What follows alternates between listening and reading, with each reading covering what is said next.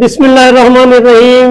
ಆಫ್ತಾಬಾದ ನಾನು ಮೈಸೂರಿನ KR ಮೊಹಲ್ಲಾ ನಿವಾಸಿಯಾಗಿದ್ದು ಈ ದಿವಸ ಯಥಾ ಪ್ರಕಾರ ವಕ್ಫ್ ಬೋರ್ಡ್ಗೆ ಸಂಬಂಧಪಟ್ಟ ಹಾಗೆ ಕೆಲವು ಮಾಹಿತಿಯನ್ನು ಜನರಲ್ಲಿ ಜಾಗೃತಿ ಮೂಡಿಸೋದಕ್ಕೋಸ್ಕರ ಬಂದಿದ್ದೀನಿ. ಹೀಗೆ ನಿನ್ನೆ ರಿಫಾರ್ಮ್ ಮುಸ್ಲಿಮೀನ್ ಕಮಿಟಿ ಆ ಕಮಿಟಿ ಅಂಡರ್ ನಲ್ಲಿ ಬರೋ ಸಯಾಜಿರ ರೋಡ್ ನಲ್ಲಿ ಇರೋ ಬಿಲ್ಡಿಂಗ್ ನಲ್ಲಿ ಒಬ್ರು ಸಮೀವುಲ್ಲಾ ಅಂತ ಟೆನೆಂಟ್ ಇದ್ದಾರೆ. ಆ ಟೆನೆಂಟ್ಗೆ ಯಾವ್ಯಾವ ರೀತಿ ಇವರು ತೊಂದರೆ ಕೊಟ್ಟಿ ಆ ಕಮಿಟಿಯವರು ಅವ್ರನ್ನ ಎಲ್ಲ ತರ ತೊಂದರೆ ಕೊಟ್ಟಿದ್ದಾರೆ. ನಿನ್ನೆ ಕೇಳ್ಪಟ್ಟೆ. ಆ ಸ್ಪಾಟ್ ನಾವು ಕೂಡ ಹೋಗಿದ್ವಿ. ಅಲ್ಲೂ ಕೂಡ RT ಕಾರ್ಯಕರ್ತರಾದಂತ ಶ್ರೀಯುತ ಮೊಹಮ್ಮದ್ ಅಲಿಮುಲ್ಲಾ ಶರೀಫ್ ಸಾಹೇಬರು ಅಲ್ಲಿ ವಿಡಿಯೋ ಮಾಡಿ ಜನರಲ್ ಜಾಗೃತಿ ಮೂಡ್ಲಿ, ಹಾಗೆ ಪ್ರೆಸೆಂಟ್ ಅಜೀಜುಲ್ಲಾ ಅಜುಬಯ್ಯನ್ ಚೇರ್ಮನ್ ಇದಾರೋ ಅವ್ರ ಗಮನಕ್ಕೆ ತರೋದಕ್ಕೋಸ್ಕರ ಇದನ್ನೆಲ್ಲ ವಿಡಿಯೋ ಮಾಡಿದ್ವಿ. ಈಗ ನಾನೇನು ಹೇಳಕ್ ಇಷ್ಟಪಡ್ತಾ ಇದ್ದೀನಿ ಅಂದ್ರೆ, ಈ ಕಮಿಟಿ ಅವರು 6 ವರ್ಷದಿಂದ ಅವ್ರಿಗೆ ಕರೆಂಟ್ ತೆಗ್ದಿದ್ರು. ಮೂಲಭೂತ ಸೌಕರ್ಯ ಇದನ್ನ ತೆಗಿಯೋ ಹಾಗೆ ಇಲ್ಲ, ಅದನ್ನ ತೆಗ್ದಿದ್ರು. ಅದನ್ನ ಪ್ರಶ್ನೆ ಮಾಡಿ 6 ವರ್ಷದಿಂದ ಅವ್ರು ಸಾಕಾಗಿ ಬೇಜಾರಾಗಿ ಕರೆಂಟ್ ಇಲ್ದೇನೆ 6 ವರ್ಷ ಹೆಂಗೋ ನಡ್ಸ್ಕೊಂಡು ಏನೇನೋ ಮಾಡ್ಕೊಂಡು 6 ಗಂಟೆಗೆಲ್ಲ ಅಂಗಡಿ ಮತ್ತೆ ಬಾಗಿಲು ಹಾಕೊಂಡು ಹೊರಟೋಯ್ತಾ ಇದ್ರು.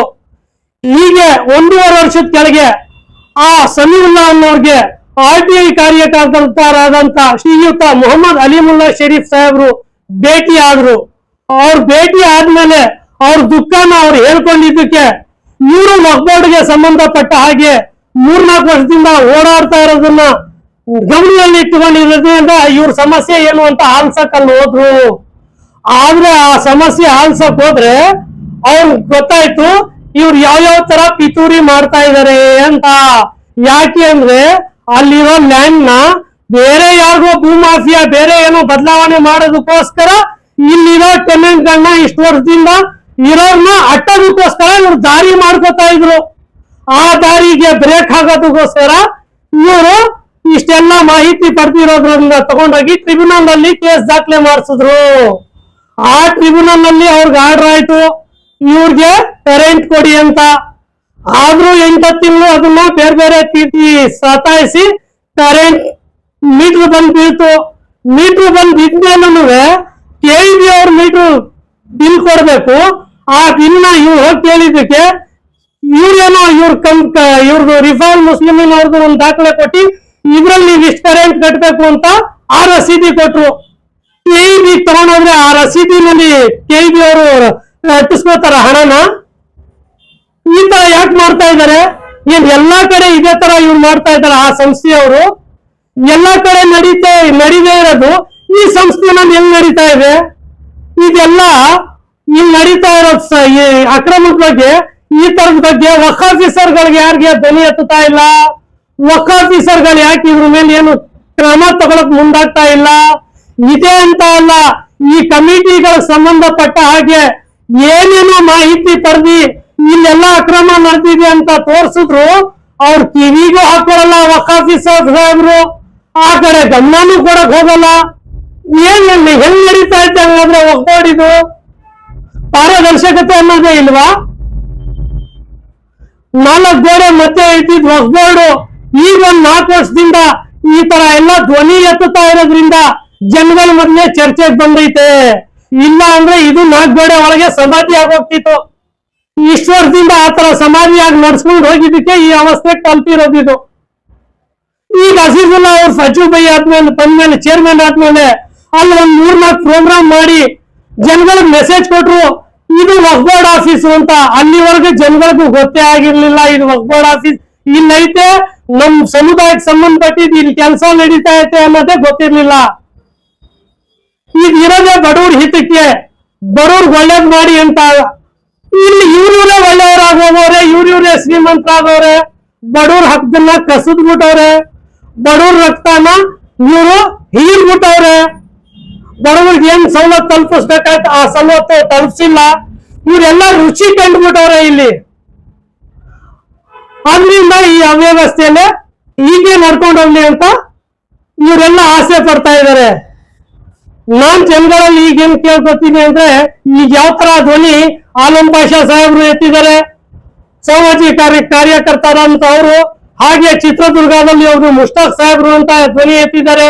ಈ ತರ ಪ್ರತಿಯೊಂದು ಜಿಲ್ಲೆನಲ್ಲೂ ನಮ್ ಸಮುದಾಯಕ್ಕೆ ಸೇರಿದವರು ಸಾಮಾಜಿಕ ಹೋರಾಟಗಾರರು ಮತ್ತೆ ಬೇರೆ ಸೆಕ್ಯುಲರ್ ಪಾರ್ಟಿನಲ್ಲಿ ಯಾರ್ಯಾರು ಕೆಲಸ ಮಾಡ್ತಾ ಇದಾರೆ ಅವರೆಲ್ಲ ಇದ್ರ ಬಗ್ಗೆ ಆ ಡಿಸ್ಟಿಕ್ ನಲ್ಲಿ ಅವೇರ್ನೆಸ್ ಮಾಡಬೇಕು, ಜಾಗೃತಿ ಮೂಡಿಸ್ಬೇಕು. ಆವಾಗ ಏನಾದ್ರೂ ಇಲ್ಲಿ ಬದಲಾವಣೆ ಆಗೋದಕ್ಕೆ ಸಾಧ್ಯ ಇದೆ. ಇಲ್ಲಿ ಹೆಂಗಾಗಿದೆ ಅಂದ್ರೆ ಒಬ್ಬರಲ್ಲಿ ಬೇಲಿನ ಎದ್ದು ಹೊಲ ಮೇಯ್ದಂಗ್ ಆಗೋಗಿರೋದು. ಈಗ ನೋಡಿ ಸೀಮತುಲ್ ಮಸೀದಿ, ಆ ಮಸೀದಿಲಿ ಕಂದಾಯ ಬ್ಯಾಲೆನ್ಸ್ ಇದೆ ಅಂತ ಅಬ್ದುಲ್ ಖಲೀಲ್ 2017-18ರಲ್ಲಿ ಅವ್ರು ವಕ್ಫ್ ಆಫೀಸರ್ ಆಗಿದ್ರು, ವಕ್ಫ್ ಆಫೀಸರ್, ಅವ್ರ ಗಮನಕ್ಕೂ ತಂದ್ವಿ. ಅವ್ರಾದ್ಮೇಲೆ ನೂರ್ ಪಾಷಾ ಅವ್ರ ಗಮನಕ್ಕೂ ತಂದ್ವಿ. ಅದಾದ್ಮೇಲೆ ಈಗ ಪ್ರೆಸೆಂಟ್ ಕುಂತಿದಾರಲ್ಲ ಮುಷ್ತಾಕ್ ಅಹಮದ್ ಸಾಹೇಬ್ರು, ಅವ್ರ ಗಮನಕ್ಕೂ ತಂದಿದ್ವಿ. ಇಲ್ಲ ಅಂತ ಅನ್ಬಿಟ್ಟು ಅದೇನೋ ಅಲ್ಲಿಗೆ ಹೇಳ್ಬಿಟ್ಟು ಬೇರೆ ರಿಪೋರ್ಟ್ ಹಾಕ್ಬಿಟ್ರು. ಈಗ ಮೊನ್ನೆ ಆ ಕಮಿಟಿ ಅವ್ರಿಗೆ ಕರೆಸಿ 3 ತಿಂಗಳು ಟೈಮ್ ಕೊಟ್ಟು ಕಳಿಸಿದ್ದಾರೆ. 40 ಲಕ್ಷ ಅರಿಯರ್ಸ್ ನ ಕಲೆಕ್ಟ್ ಮಾಡಿ ಅದೇನೈತೆ ನೀವು ಕಂದಾಯನ ಫುಲ್ ಮಾಡಿ ಅಂತ. 2013ರಲ್ಲಿ ಆ ಕಮಿಟಿ ಮೆಂಬರ್ ಆಗಿದ್ದ ನಾವು ಮತ್ತೆ ನಮ್ಮ ಎಲ್ಲ ಸದಸ್ಯರು ಅದನ್ನೆಲ್ಲ ಕಂದಾಯನ ಪೂರ್ತಿ ನಿಲ್ ಮಾಡಿ ನಾವು ಕಮಿಟಿಯಿಂದ ಹೊರಗೆ ತಂದಿದ್ದು. ಮತ್ತೆ 40 ಲಕ್ಷ ಹೆಂಗ್ ಏರ್ಕೋತು. ಇದ್ರ ಬಗ್ಗೆ ನಾವು ಇವ್ರಿಗೂ ಗಮನಕ್ಕೆ ತಂದಿದ್ರು. ಇವ್ರ ಕಮಿಟಿ ಪ್ರಪೋಸಲ್ ಕಳ್ಸೋಕ್ಕಿಂತ ಮುಂಚೆನೂ ನಾವು ಹೇಳಿದ್ರು, ಅದನ್ನ ಇವ್ರು ಯಾಕೆ ಗಮನ ಕೊಡ್ಲಿಲ್ಲ. ಈ ತರ ಗಮನ ಕೊಡ್ದೇನೆ ಈ ಕಮಿಟಿ ಪರವಾಗಿ, ಕಮಿಟಿಗಳ ಪರವಾಗಿ ಈ ವಕ್ಫ್ ಆಫೀಸರ್ ನಿಂತ್ಕೊಂಡು ಕೆಲಸ ಮಾಡ್ತಿರೋದ್ರಿಂದ ಇದೆಲ್ಲ ಎಕ್ಕೊಟ್ಟು ಹೋಗ್ತಾ ಇರೋದು. ಅಜೀಜುಲ್ಲಾ ಅವ್ರು ಸಚಿವ ಬೈ ಸಾಹೇಬ್ರೆ, ಇದನ್ನೇ ನೀವು ಗಮನ ಕೊಡ್ಬೇಕಾಗಿರೋದು. ಇಲ್ಲಿ ಯಾವ್ಯಾವ ಕಮಿಟಿ ಇದು ಎಕ್ಸ್ಪೈರ್ ಆಗಿದೆಯೋ ಆ ಕಮಿಟಿ ಪ್ರಪೋಸಲ್ಗಳು ಏನಿದ್ರು ವಕ್ಫ್ ಆಫೀಸರ್ ಸಮ್ಮುಖದಲ್ಲಿ ಜನರಲ್ ಮಾಡಿ ನಡಿಬೇಕು. ಅವ್ರಿಗೆ ಜನರಲ್ ಮಾಡಿ ತಳ್ಳಬಾರ್ದು. ಇದನ್ನ ತಡೆ ಹಿಡೀರಿ.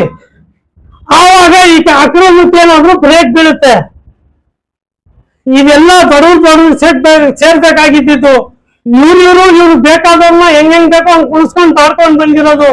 ಈ ಪಟ್ಟಣದಲ್ಲಿ ಮೊನ್ನೆ ಕೇಳ್ಪಟ್ಟೆ, ಅಲ್ಲೂ ನಮ್ಮ ಜನಪ್ರಿಯ ಶಾಸಕರಾದಂತ ಶ್ರೀಯುತ ತನ್ವೀರ್ ಸೇಠ್ ಸಾಹೇಬ್ರೆ 5-6 ವರ್ಷ ಆ ಕಮಿಟಿನಲ್ಲಿ ಚೇರ್ಮನ್ ಆಗಿದ್ರು. ಈಗ ರಿಫಾರ್ಮ್ ಮುಸ್ಲಿಂ ಅಲ್ಲೂ ಸಮಸ್ಯೆ ಇರ್ತೈತೆ, ಅಲ್ಲೂ ಇವರೇ ಪ್ರೆಸಿಡೆಂಟ್ ಆಗಿದ್ದಾರೆ. ಇವರೆಲ್ಲ ಮಾದರಿ ಆಗಿರ್ಬೇಕಾಯ್ತು, ಇವ್ರನ್ನ ಫಾಲೋ ಮಾಡ್ಬೇಕಾಗಿತ್ತು ಬೇರೆಯವರು. ಆ ತರ ಇವರು ಸಂಸ್ಥೆನ ನಡೆಸಬೇಕಾಗಿತ್ತು. ಈಗ ನೀವಾದ್ರೂ ಬದಲಾವಣೆ ಬಂದಿದ್ದೀನಿ ಅಂತಿದ್ದೀರ. ಈ ಬದಲಾವಣೆಗಳು ತಂದು ವಕ್ಫ್ ಬೋರ್ಡ್ ಯಾಕೆ ಬದಲಾವಣೆ ಆಗಲ್ಲ ನೋಡಿ. ಹಾಗೆ ನಮ್ಮ ಜನರಲ್ಲಿ ನಾನು ಇಷ್ಟು ಕೇಳ್ಕೊಳ್ಳೋದೇನು ಅಂದ್ರೆ, ನಾವೆಲ್ಲ ಅಂತೂ ಇಲ್ಲಿ ಅನುಭವ ಪಡೆದಿ ಹೋರಾಡ್ತಾ ಇದ್ದೀವಿ, ಇಲ್ಲಿ ಮುಂದಕ್ಕೂ ಹೋರಾಡ್ತೀವಿ ಮೊಹಮ್ಮದ್ ಅಲಿಮುಲ್ಲಾ ಶರೀಫ್ ಸಾಹೇಬ್ರ ನೇತೃತ್ವದಲ್ಲಿ. ಆದ್ರೆ ನೀವು ಕೂಡ ಎಚ್ಚೆತ್ಕೋಬೇಕು, ನೀವು ಕೂಡ ಇದಕ್ಕೆ ಸಮಯ ಕೊಟ್ಟು ಇದನ್ನೆಲ್ಲ ಆಲಿಸಿ ನೀವು ಧ್ವನಿ ಎತ್ತಬೇಕು. ಆಗ್ಲೇ ಇಲ್ಲಿ ಬದಲಾವಣೆ ಆಗೋದು. ಯಾಕಂದ್ರೆ ಅಷ್ಟು ದೊಡ್ಡ ಪತ್ತೆ ಹಿತಾಸಕ್ತಿಗಳು ಇದ್ರ ಮೇಲೆಲ್ಲ ಹಿಡಿತ ಸಾಧಿಸ್ಬಿಟ್ಟವ್ರೆ. ಆ ಹಿಡಿತ ಇವ್ರು ಕಳ್ಕೊಳ್ಳೋದಕ್ಕೆ ಇಷ್ಟಪಡ್ತಾ ಇಲ್ಲ. ಅದೇ ಇಲ್ಲಿ ಮೂಲ ಸಮಸ್ಯೆ ಆಗಿರೋದು. ಈಗ ನಾವು ಏನಾದ್ರು ಬೇಕು ಅಂದ್ರೆ ನಿಮ್ಗೂ ಏನಾದ್ರು ಬಂದ್ರೆ ಮಾಡ್ಕೊಟ್ಬಿಡ್ತೀವಿ ಅಂತಾರೆ. ನಾವು ಹಾಗೆ ಹೋಗೋದಕ್ಕೆ ಇಷ್ಟಪಡಲ್ಲ. ಇಷ್ಟ ಹೇಳ್ತಾ ನನ್ನ ಮಾತನ್ನ ನಾನು ಮುಗಿಸ್ತೀನಿ. ಜೈ ಹಿಂದ್, ಜೈ ಕರ್ನಾಟಕ. ಅಸ್ಸಲಾಮು ಅಲೈಕುಂ ರಹಮತುಲ್ಲಾಹಿ ಬರ್ಕಾತು.